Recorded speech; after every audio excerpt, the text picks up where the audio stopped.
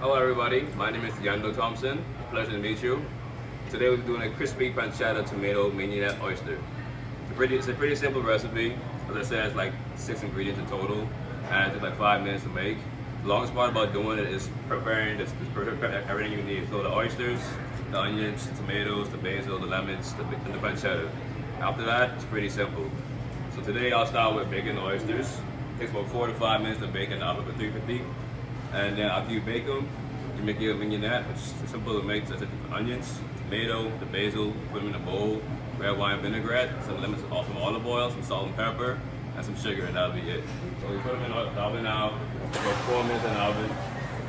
All that is red wine vinaigrette, some sugar, some salt.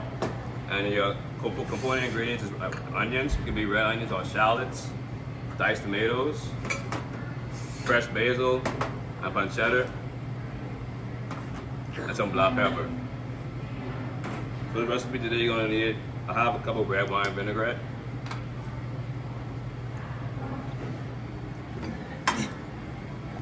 I have a teaspoon of black pepper,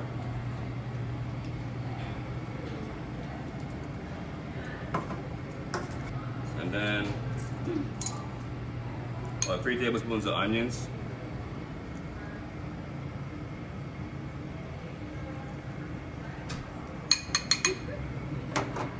and then 3 tablespoons of tomatoes.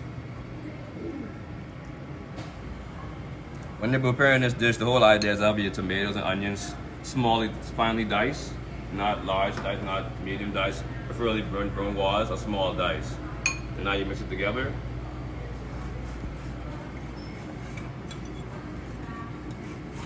You add your sugar and your salt.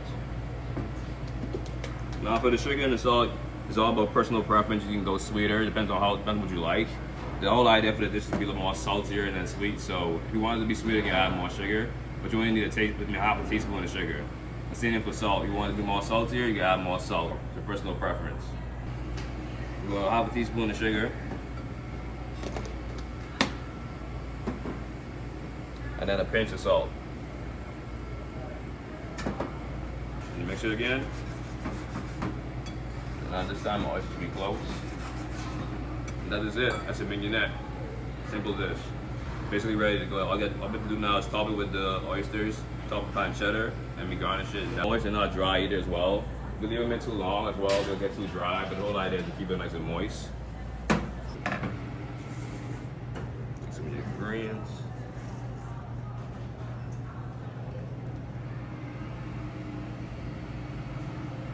You also want to be careful. I have chef hands, so I won't really feel it that much, but for those who are in the kitchen, use a towel, use a tongue, use a clip, but not really your hand because they're pretty hot.